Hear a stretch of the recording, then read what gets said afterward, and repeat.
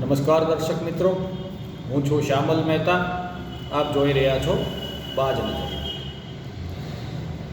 મિત્રો, આજે સવારમાં ગુજરાતના રાજકારણમાં એક ધરતીકંપ આવી જાય તેવા સમાચારો આવ્યા. આમ આદમી પાર્ટીના કિસાન મોરચાના પ્રદેશ અધ્યક્ષ અને આંદોલનકારી નેતા, ખેડૂતોના પ્રશ્નો માટે સતત લડતા અને હળદળ આંદોલનથી ખૂબ જાણીતો ચહેરો બનેલા રાજુ કરપડાએ અચાનક આમ આદમી પાર્ટીના તમામ પદો પરથી રાજીનામું આપી દીધું.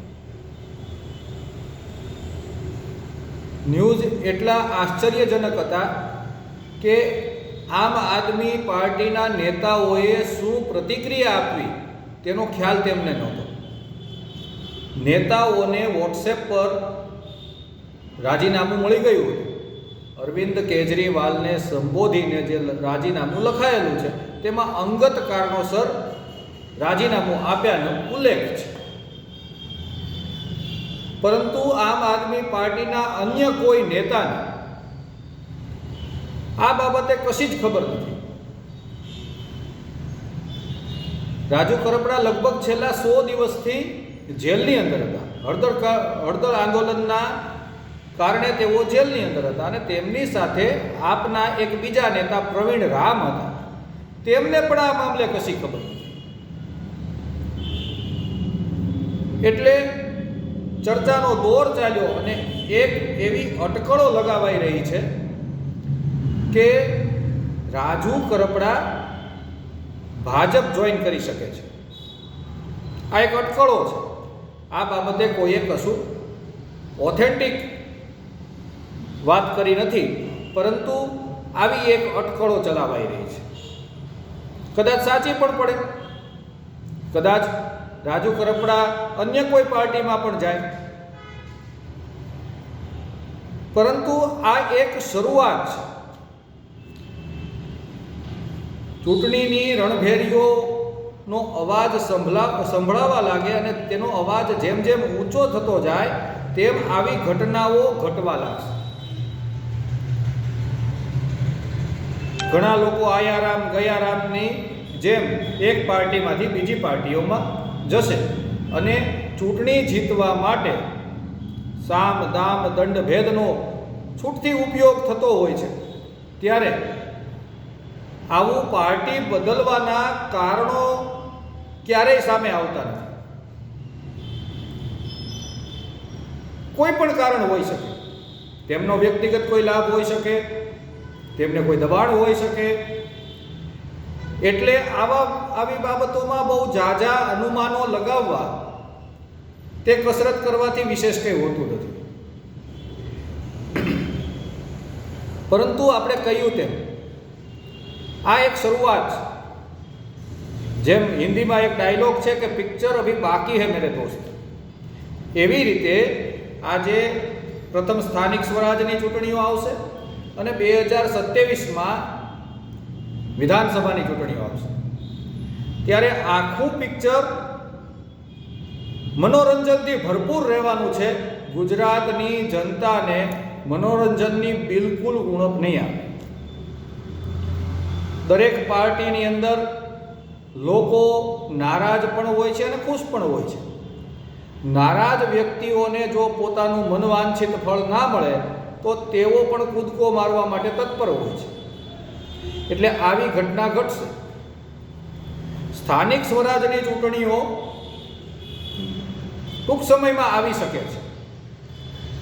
ઘણી બધી સંસ્થાઓની મુદત પૂર્ણ થઈ રહી છે, પરંતુ વહીવટી તંત્ર તરફથી એક કારણ આપવામાં આવ્યું છે કે SIR એટલે કે સરનું કામકાજ હજી બાકી હોય, એટલે ચૂંટણી પંચ ત્વરિત રીતે ચૂંટણી કરાવી શકશે નહીં.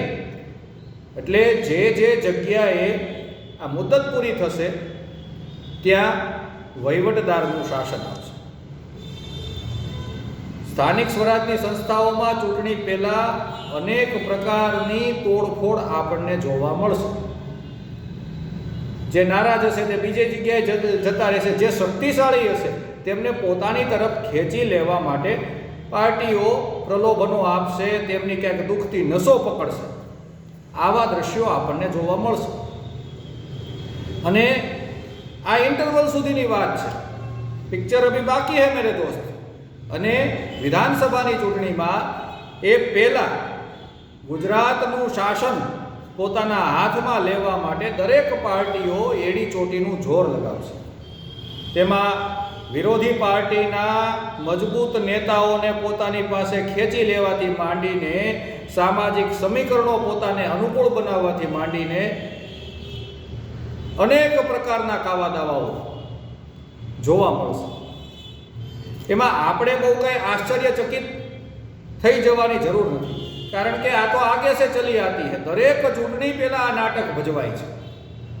દરેક ચૂંટણી આવે એટલે આવા નાટકો ભજવાય અને આપણે પણ પ્રભાવમાં આવીને કોઈ પણ મુદ્દાની બાબતમાં, કોઈ પણ બાબત, અન્ય બાબતે પ્રભાવિત થઈને, જ્ઞાતિવાદ, જાતિવાદ, કોઈ પણ એકાદા મુદ્દાથી પ્રભાવિત થઈને મતદાન કરી આવીએ છીએ અને પછી 5 વર્ષ સુધી એ પ્રભાવને કારણે આપણે અભાવમાં રહીએ છીએ. આવું આખા ગુજરાતમાં ચાલુ છે. હમણાં કાયદો વ્યવસ્થાની સ્થિતિનો ચિતાર આપતા વિડીયો વાયરલ થઈ રહ્યા છે. વ્યાજખોર લોકોને ઢોરમાર મારી રહ્યા છે. આમાં ભૂલ એ લોકોની છે કે જે એમની પણ છે કે જેઓ વ્યાજે પૈસા લેવા જાય છે.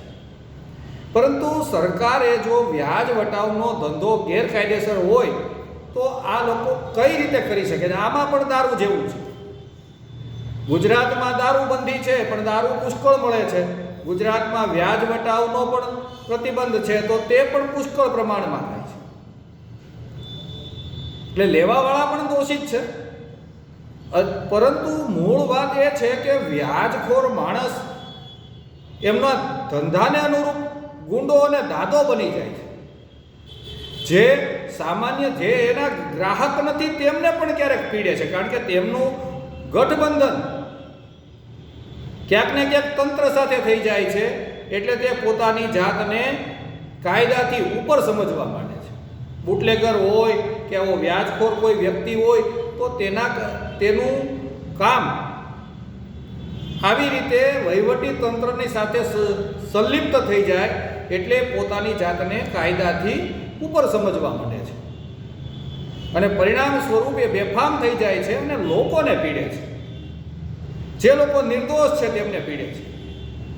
એટલે આપણે પણ પ્રભાવમાં આવીને મતદાન કરીએ તો આપણે આવો બધો અભાવ સહન કરવો પડે. રાજુ કરપડાની વાત તો આપણને કશી ખ્યાલ નથી કે તેમણે કયા કારણસર બધું કર્યું છે, પરંતુ આ એક શરૂઆત છે. અને આવી અનેક ઘટનાઓ માટે આપણે માનસિક તૈયાર રહેવું પડશે. ચૂંટણી આવતા સુધીમાં ભાજપમાંથી કોઈ અન્ય પક્ષમાં જશે, કોંગ્રેસમાંથી લોકો ભાજપમાં જશે, આ બંને પક્ષોમાંથી કોઈ આપમાં જશે.